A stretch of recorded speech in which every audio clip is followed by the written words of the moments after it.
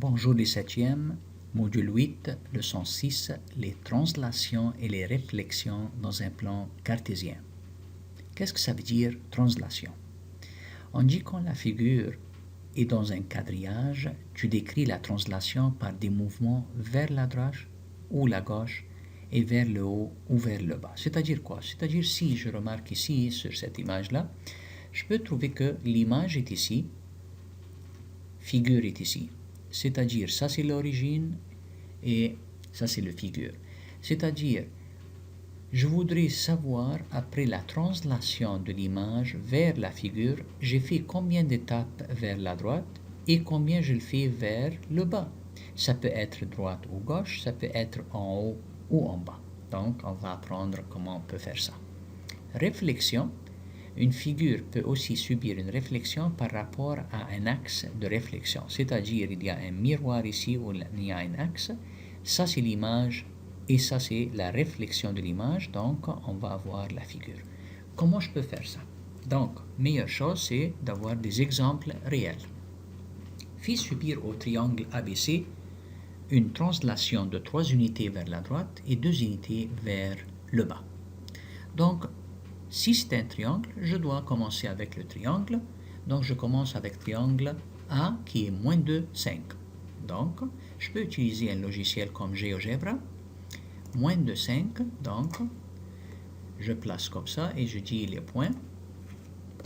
Moins 2, virgule 5. Je clique sur Enter et je trouve que le point c'est vraiment moins 2 et 5. Très bien. Point B. 2 et 3. Donc, encore une fois, entre parenthèses, 2,3. Je ferme la parenthèse et je clique sur Enter. Je reçois le point B. Puis après ça, moins 5, 1. Donc, j'ouvre la parenthèse, moins 5,1. Je ferme la parenthèse, je clique Enter. Si vous voulez voir vraiment les coordonnées, je peux cliquer sur Setting.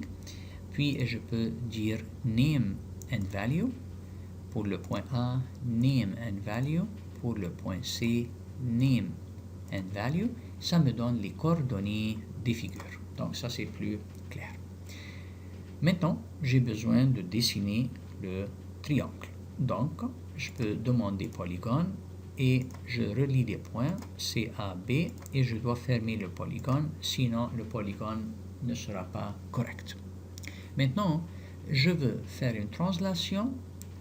Comme vous voyez dans l'exemple, ça dit 3 unités vers la droite, 2 unités vers le bas. Donc, j'ai besoin de penser. Comment je peux faire ça sans avoir l'aide de l'application? Donc, je peux aller encore une fois ici et je peux dire ça. Si j'ai A, vraiment, qui est comme ça, je peux le relier chaque étape par une flèche, chaque étape par une flèche, chaque étape par une flèche pour voir le résultat. Donc, de cette manière-là. Donc, je dois penser un petit peu. Si j'ai A, donc, le figure, ça va être A', moins 2 et 5. Si je fais une translation de 3 unités vers la droite, c'est-à-dire positive ou négative, bien sûr, puisque c'est droite, donc c'est positive 3. C'est-à-dire, ça concerne les x, donc moins 2. Donc, moins 2 plus 3, ça me donne 1. Très bien. Pour le 5, on dit 2 unités vers le bas. Est-ce que le bas, c'est-à-dire positive ou négative? Bien sûr négative, donc moins 2. Donc le 5 moins 2, ça va être 3. Très simple. Je n'ai pas besoin même du graphe ou du dessin. Le B'. 2 plus 3, ça donne 5. 3 moins 2, ça donne 1. C' moins 5 plus 3 moins 2. 1 moins 2, moins 1. Maintenant, est-ce que ça c'est vraiment correct? On va voir sur le dessin. C'est la vérification. Donc, je peux dire A', c'est 1, 3. Donc, si je m'en vais sur l'application et je dis je veux 1, 3. Donc, je place les points et je dis 1,3. Donc, le point ici, c'est point D. Je peux changer ou rename à quelque chose d'autre que j'ai besoin. Donc, je peux l'appeler A'. Et je dis OK. Donc, ça change à A'. Très bien. Puis après ça, j'ai besoin B'. B' c'est combien? 5, 1. Donc, je rentre 5,1. Et voilà, je change toujours le nom à B'.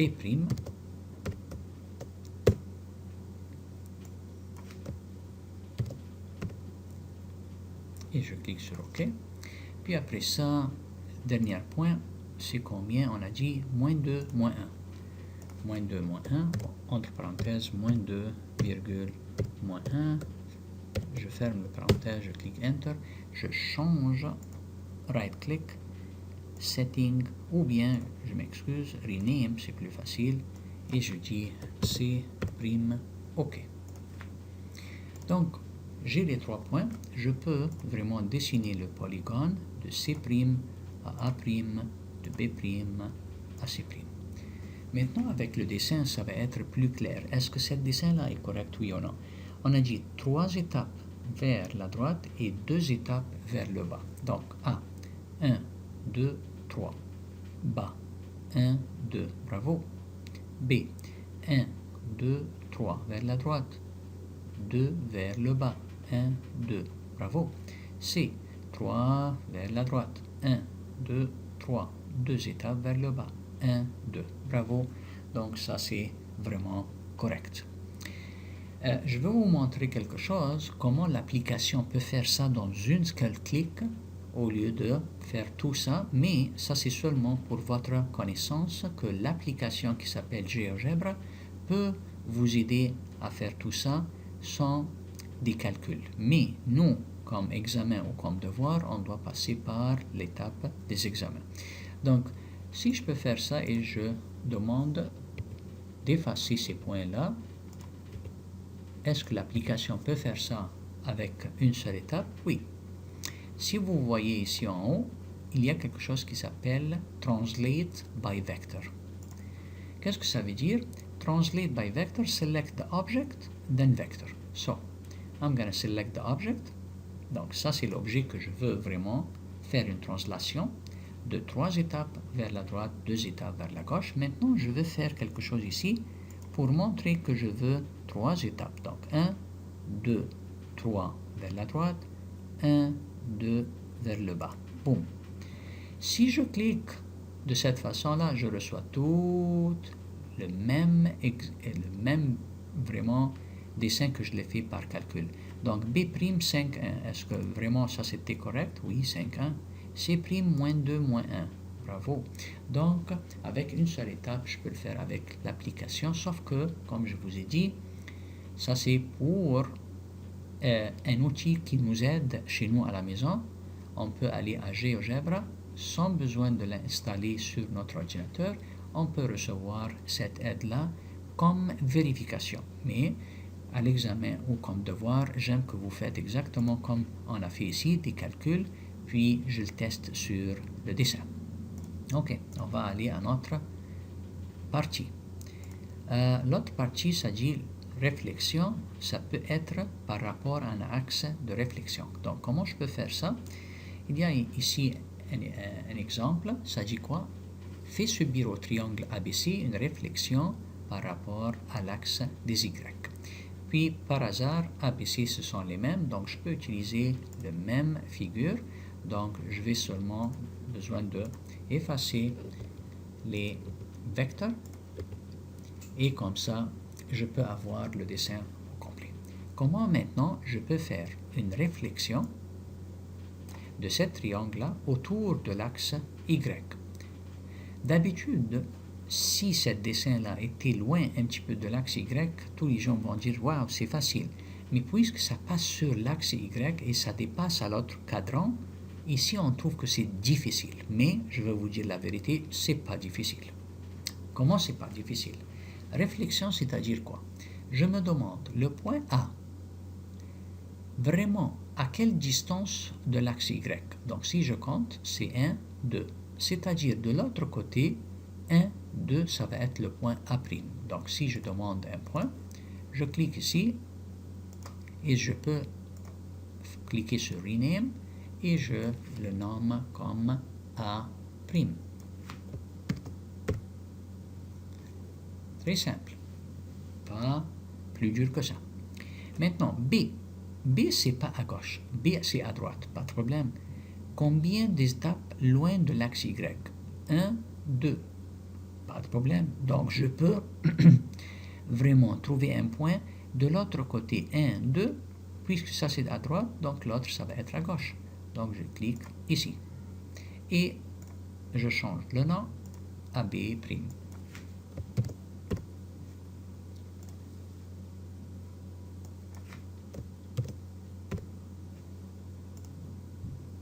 Il y a quelque chose qui n'est pas correct, je pense. Ah, voilà, B', très bien. Puis après ça, C ici.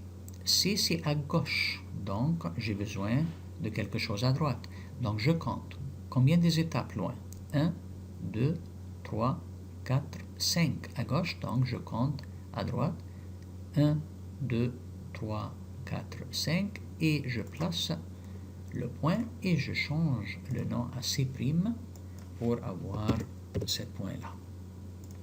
C'. Maintenant, je peux vraiment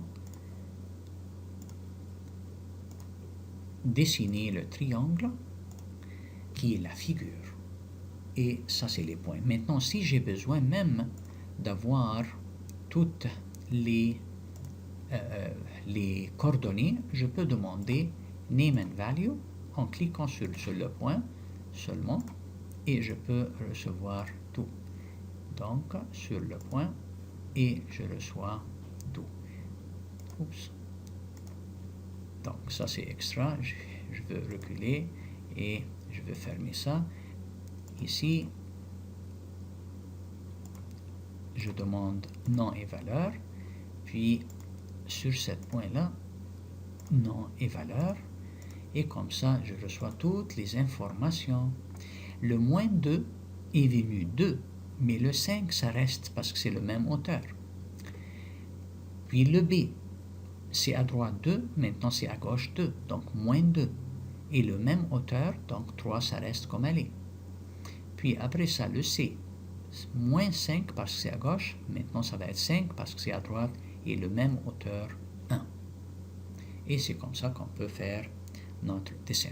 Maintenant, si j'efface le polygone et les points, donc je dis j'ai pas besoin de ces points-là, est-ce que l'application peut faire ça pour moi avec un petit clic? Oui. Comment? Si vous regardez ici, vous pouvez chercher Reflect About Line, Reflect About Point, Reflect About Circle. Donc je veux choisir le premier. Quand je choisis le premier, si vous regardez en bas, ça dit Select Object to Reflect, then the Line of Reflection. Donc, je clique ici, Select the Object, voilà. Line of Object, voilà. Ça me donne tout de suite le résultat sans faire des calculs. Bien sûr, on ne peut pas utiliser ça, ça c'est seulement pour vérification, mais non pas pour quelque chose d'autre. Puis, on va avoir un autre exemple. L'autre exemple, c'est numéro 3. Ça dit quoi? Trace les points, ces points-là. On va avoir une figure, un quadrilatère ABCD. Puis, on va faire une réflexion par rapport à l'axe des X, cette fois-là, pour avoir l'image A', B', C', D'. Donc, le A, c'est 4 moins 4. Donc 4 moins 4. Donc je viens ici, j'ouvre le parenthèse et je dis 4, moins 4. Je clique sur Enter. Et voilà, le point est en bas. Donc, je vais vous montrer. Je vais faire un petit zoom pour qu'on puisse voir 4, moins 4. Un autre point qui est à 6,8. Donc, 6,8. Est-ce que le point existe? Oui, voilà B. Puis, moins 3, 5. Moins 3,5. Et la dernière point du quadrilatère, c'est moins 6, moins 2. Donc, entre parenthèses, moins 6, moins 2. Et je clique sur Enter. Voilà, donc je peux vraiment dessiner le polygone C, D, A, B et je le ferme à C. Donc ça c'est le polygone. Je vais faire une réflexion, vraiment, ça dit ici, subir un quadrilatère, une réflexion par rapport à l'axe des X, pas Y, X. Donc comment je peux faire ça? Toujours, je compare la distance de l'axe des X, c'est-à-dire, si je peux demander à A, où tu es? A, c'est en bas, donc l'autre A qui est A', ça va être en haut. Combien des étapes? Ici, parce que le dessin c'est avec un autre, je fais zoom out, donc c'est 4 étapes en bas, donc ça va être 4 étapes en haut, donc je place un point et je dis 4 étapes vers le haut, et je peux changer le nom à A', comme ça je comprends que ça c'est se relier à A. Maintenant B. B cette fois-là c'est pas en bas, c'est en haut. À combien des étapes B loin de l'axe? 8 étapes. Si je regarde ici, c'est pas parce que 4 carreaux c'est 4 seulement, parce qu'on a fait, si je change seulement comme ça, je veux trouver que c'est 8 maintenant. Mais à cause que j'ai fait des zoom out, ça change. Mais puisque j'ai le numéro ici, qui est le coordonnée Y de B, donc c'est 8 étapes. C'est-à-dire que j'ai besoin de descendre encore une fois 8 étapes en bas pour dessiner point B'. Donc 2, 4, 6 et si je descends ici, ça va être 8 étapes. Et je change le nom, comme vous avez dit maintenant, bravo, B'. Et je clique sur OK. Très bien. Maintenant, je viens à C. C maintenant, comme vous voyez, c'est vraiment l'espace entre 4 et 6. Donc ici, j'ai vraiment besoin de faire zoom in pour que je le vois. C'est vraiment à 5. Puis, combien vers le moins 3, 5 étapes loin de l'axe X. Donc, je dois faire attention que j'ai besoin de descendre jusqu'au moins 5. Donc, je peux nommer le point ici. Donc, à moins 3, je prends un point et je change à C'. Et je clique sur OK. Donc, maintenant, j'ai C'. Maintenant, il me reste D. Encore une fois, je change. Ça, c'est 2 étapes loin de l'axe X. Donc, je peux avoir un autre point ici, 2 points, et je le nomme D'. Comme ça, tout fonctionne bien. D', et je clique sur OK. Donc, maintenant, si je relie ces points-là avec un polygone qui est mon quadrilatère, donc de D' à C', à B', à A', à D', je reçois un bon schéma. Ce schéma-là, ça c'est le figure de l'original quadrilatère ABCD. Si j'ai besoin d'avoir toutes les coordonnées, je peux demander nom et valeur. Ici, toujours nom et valeur. Ici, nom et valeur. et ici nom et valeur, ça va me donner les coordonnées comme vous voyez. Donc si je compare entre l'original et l'image, on va voir une très belle relation qu'on va le découvrir tout de suite.